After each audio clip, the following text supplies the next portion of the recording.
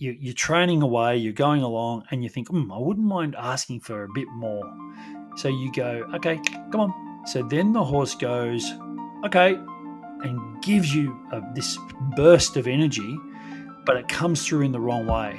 That's lighting the fire, and handling the smoke is, what am I going to do now? From performanceriders.com, this is the Parbery Podcast. I'm Nat Foxon, and each episode I challenge World Equestrian Games top 10 dressage rider Brett Parbery to explain and discuss what I call a Parberyism. That's a pearl of wisdom I've written down over the years of working together in our Performance Riders programs. Brett doesn't know what today's Parberyism is. Let's get into it.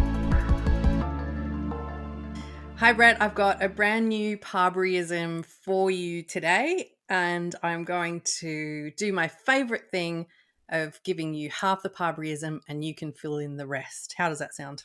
Okay, let's do it. Let's go. The Parberyism is, if you're going to light the fire, you better be ready to prepared to handle the smoke. Now, I borrowed that one, by the way. Oh no! Yeah, no, that's a Patrick Kittle. He says that. Really? Yeah. It's so our if you're gonna light the first. fire, you better be up for handling the smoke or something like that. It's our first stolen Parberyism. I love I've it. got plenty. Don't worry, I've got plenty of stolen ones. We're getting towards the middle half of the year, so it's going to move towards original Parberyism to stolen Parberyisms now. Yeah. I love this one. It's one that you have mentioned plenty of times to our riders in our programs. So, do you want to give me the 101, the basics about this particular stolen Parberyism? Well, I mean, it refers to putting energy into the horse or training the horse through some form of resistance. So, if you're going to go there, which you have to do if you're training horses, you've got to. To be athletes, you've got to go there at some point to train them through resistances or even just to ask them to try harder in the work. And what that refers to is if you're going to go there, you better be up for handling what the aftermath of that is. Mm-hmm. And those of us who have been in horses a long time know that if you've got a horse that's a little bit sort of disobedient or misbehaving or a bit cheeky, and you kind of reprimand them a little bit or try to bring that behaviour back into line, if they have gotten away with that in the past, they're more than likely to just up the ante and try harder to get out of it. And in that moment, you've got to be committed. You've got to decide, well, this is something that I can't handle, or double down, because you do have to, at some point, as much as I'd love to think that training horses could all be sugar and carrots and beautiful and rainbows, at the end of the day, you do have to get through these moments. And if you start the battle, you've just got to be clever and work your way through it and make sure you come out with a positive result, not a negative result. And that is all about pressure release and comfort and repeating and rewarding. So, Okay, let's have a work through some examples. And I think the interesting thing with this idea is that it applies to cases where, like you say, you're going to make some changes or ask some questions of the horse that the horse isn't going to be so happy with, and you're going to have to deal probably with some resistances.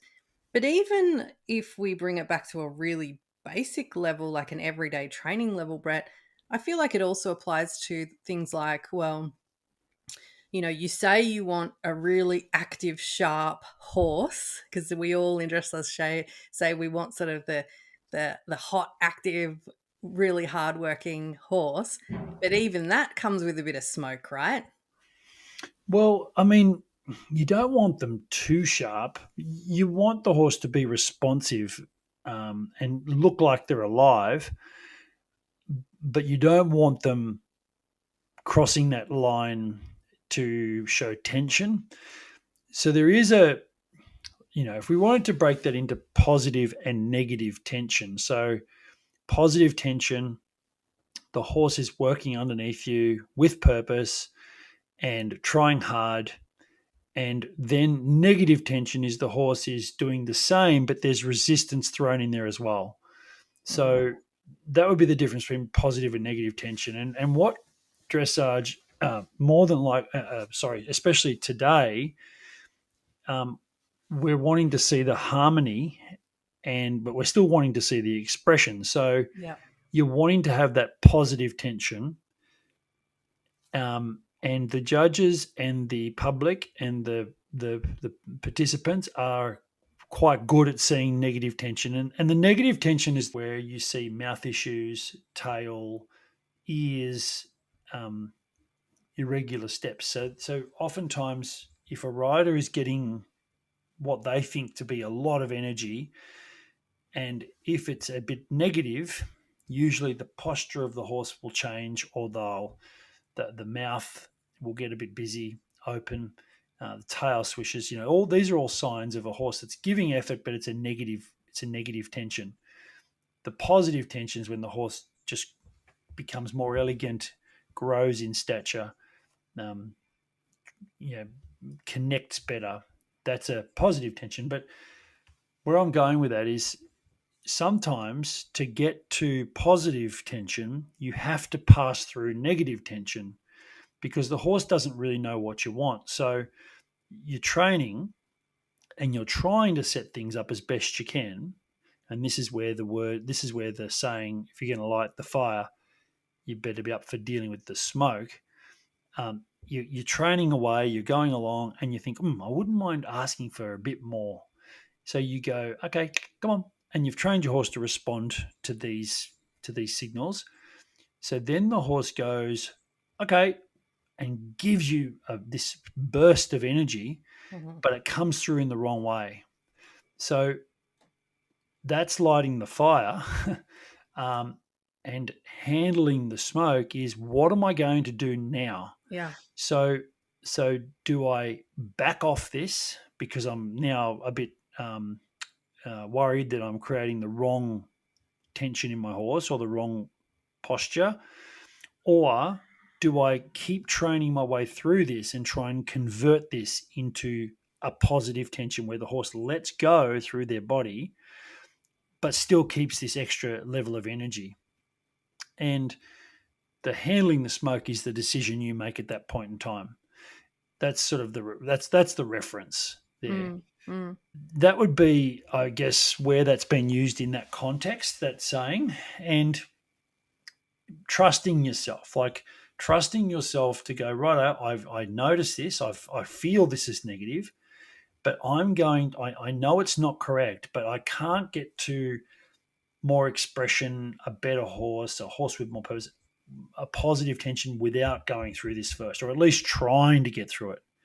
What would be a bad thing at that moment?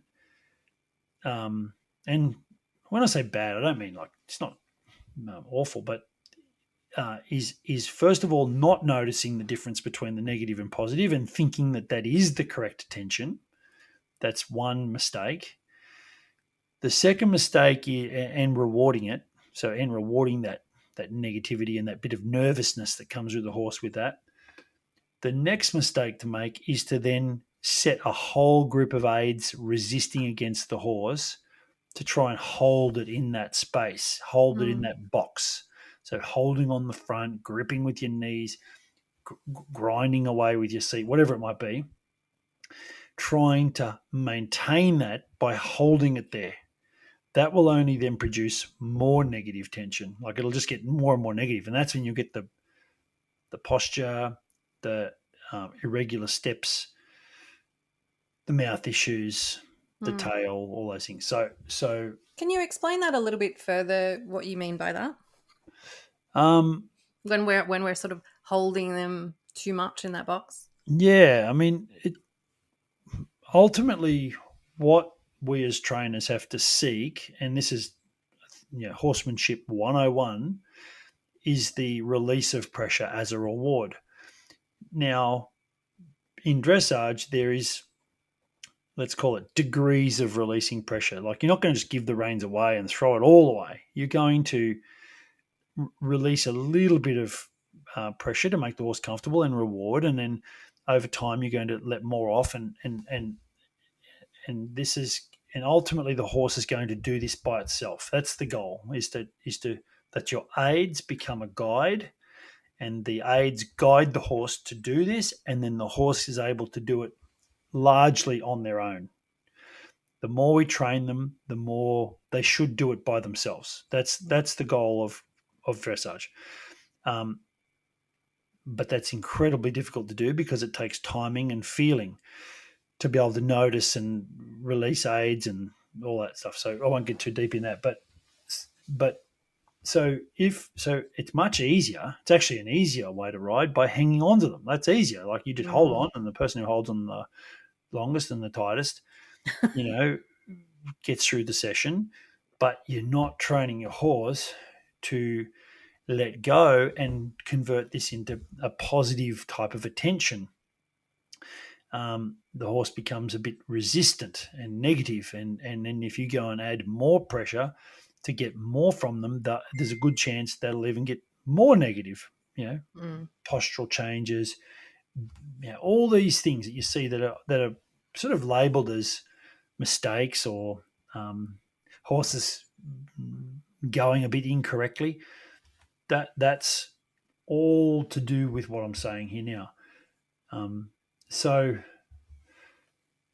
the better way, which is the more difficult, is to get the horse traveling correctly, ask for a little bit more energy, light the fire, come on, try harder, come on.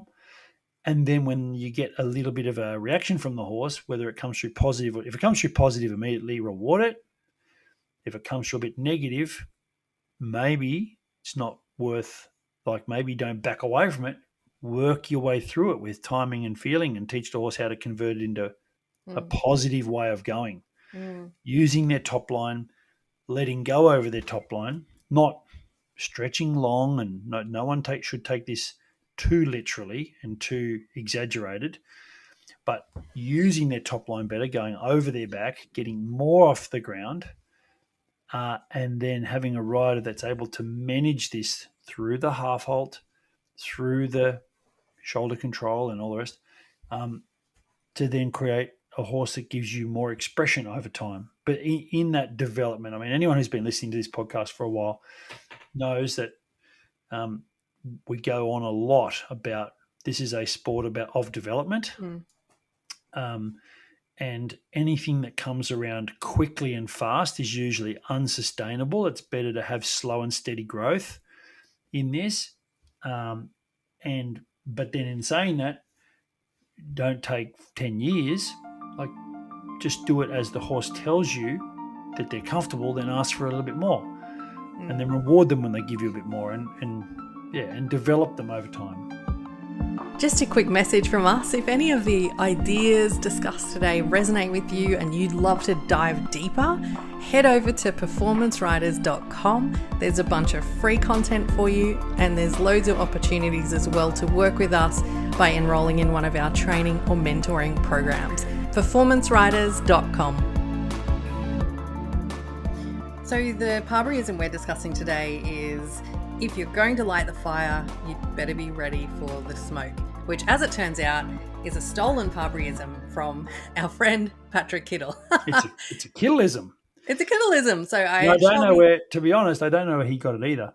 But Dave McKinnon, our good friend, he said it once that Patrick told him that, and I thought, wow, that's a great one. I like that, and it is good because it for a rider to know that, every rider, even the great riders, are going to have moments where they ask for more, and they don't necessarily, it doesn't just always pop out beautifully like they see on TV or see on the internet. It actually comes out a bit negative, and you've got to work your way through it. It just gives you a little bit of confidence to, that not everything bad that you feel in training is wrong. And that's a big one. I think when you're training, as we know, 99% of dressage is done by yourself. And when you're riding by yourself, you need to have some form of sort of confidence because if you keep doubting yourself, you'll only then put uncertainty in the horse. The horse won't have any clarity. That's why I'm so big about each rider creating their own system, like really making sure you're training to a system. Because if you, the rider, make yourself invest your intelligence and your time and your thought process into creating a system that you then just make yourself accountable for doing daily, you can be consistent enough that you can ask these tougher questions, and the horse will give you an answer, and you can notice whether it's right or wrong. Does that make sense? Like, the consistency is the key. Yeah. It's when you're doubting yourself, and you're here and you're there, and you're changing your way, and this coach there, it just doesn't work. I've never seen it work properly. Okay. We're back on the same message, which keeps coming through in this podcast. I really would like it if every single dressage rider out there could take the time off the horse to really be a better person for the horse, a more informed, healthier, clearer, all these things, all these self-development things that we talk about a lot in the Performance Riders program. Just do that, invest more into yourself, and I guarantee your horse gets better. I guarantee it. You don't have to be on your horse in a lesson to improve in this sport. You don't. Yeah. Okay, so can you give me another classic example of when we have to deal with a bit of smoke in this journey that we're all on to Grand Prix? When's the sort of classic moment along that line do we have to deal with a bit of smoke? Look, anything involving more energy will generally create a bit of smoke. But flying changes, that flying changes process. I did a clinic in Melbourne on the weekend, and I mean, I've lost count of how many of those riders. Been working with those riders for about 3 or 4 years now. I've lost count how many times we've put horses through the changes process in that clinic. Just on the weekend alone, there were 3 horses all rolling through the changes process. Every horse reacts a little bit differently to that process. So some of them get a bit stirred up, some of them get a bit backward thinking, some of them kick at the leg, some of them run away from the leg. So there's definitely uncomfort and reactions that you don't necessarily want to feel as a dressage rider, but the flying changes training process just brings it up. And that's a superb example of what you were talking about before, that just because that thing feels like it's going a little bit wrong doesn't actually mean it's a bad thing and going wrong. The kicking at the leg, the thinking a bit backwards, it's part of the process, right? It's working through the smoke. That's right.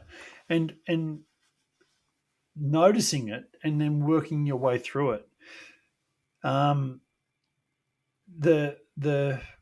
You can't advance yourself through the levels of this sport without doing this, without having days and periods of real uncomfort and confusion from the horse's perspective, and even some self-doubt from a rider's perspective. You can't go through it and not have that.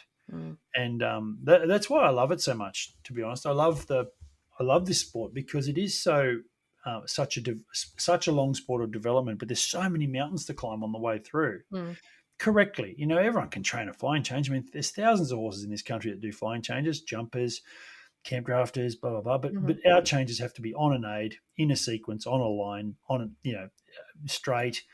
The changes that we end up having to have in dressage are just way more accountable for all of the things being correct. Because I'd hate for someone to listen to this podcast who is in another sport going, oh my God, it only takes me a week to train changes. Right. And horses are fine. Right.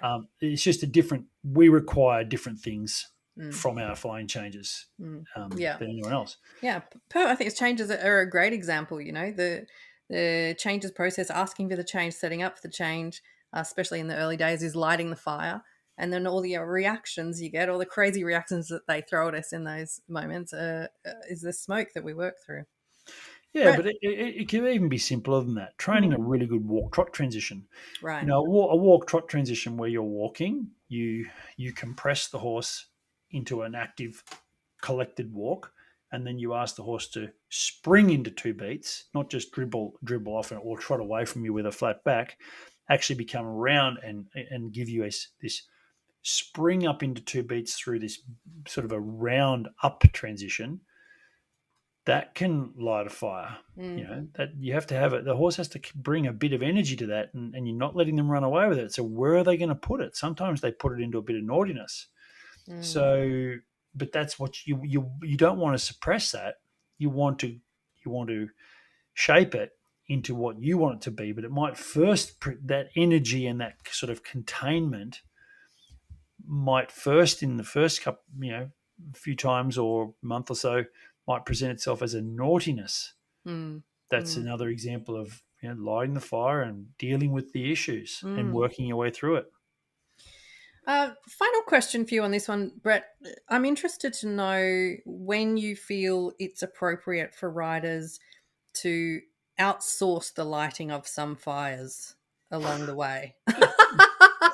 I don't know if I'm taking this analogy too far, but so by that I mean if we anticipate that there's going to be some serious smoke, how do we know when we should really work that through that ourselves, or it's more appropriate to get a professional on the horse?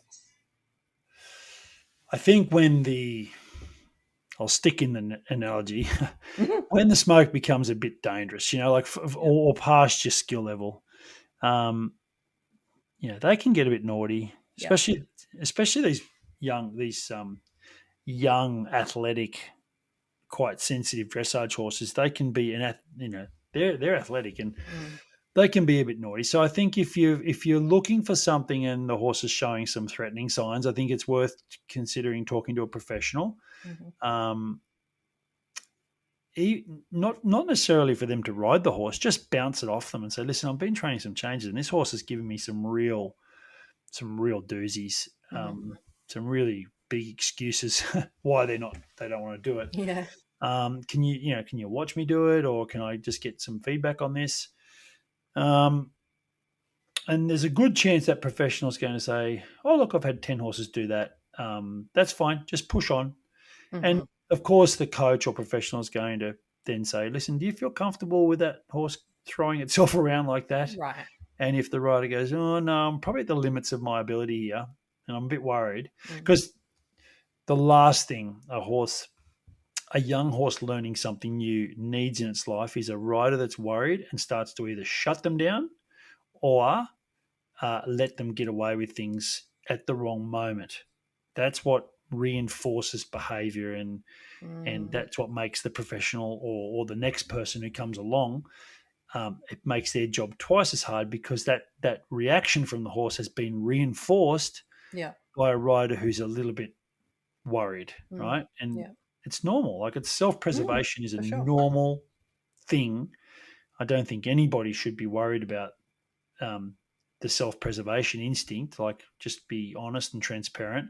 Because it's okay to have self-doubt, but just notice, oh, geez, I let pressure off there right at the wrong moment. Right. Oh my goodness, that could be a problem. Because if that horse, and I just, this is back to horsemanship 101, and this is for everybody out there, the horse is looking to get a pressure release.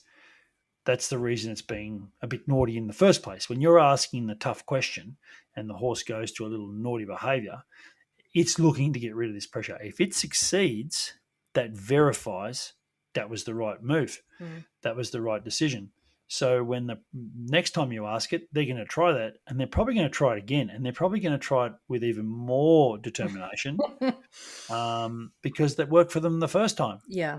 And if it works for them multiple times, you can only imagine how hard they are to convince out of not doing it later on. So the moral to that story is, don't be worried about if you are in over your head. just don't go too far. Like, don't go too long. Get some intervention earlier. You'll find that will be better than having a bit of an ego and worried about what people think of you. Who cares? No one thinks anything about you. Trust me. They just think about themselves. Yeah. So and there's no special prizes for getting through dangerous situations yourself. That's right. When we're all clapping and cheering when you're cantering around the Sydney CDI with the rug on, no one's going to care about 3 years ago you chickened out of training the changes. Yes. Exactly. So that's just the moral to that story. So if you've got a naughty horse, just call Brett and he'll be happy to ride it. No, Brett's retired. Brett's retired from that sort Brett's of retired. We'll find a 25-year-old somewhere. Yes, that's right. Exactly. Awesome. Thank you so much, Brett. Really interesting topic. And I will definitely be sending this one straight to Patrick Kittle to get his personal feedback as well. Yeah, look, it's great. I'm glad we can incorporate something from Patrick because I really like him. He's such an intelligent guy and very successful, very driven, and good to weave him into this podcast. Yeah. Thank you so much, Brett. Thank you, Nat.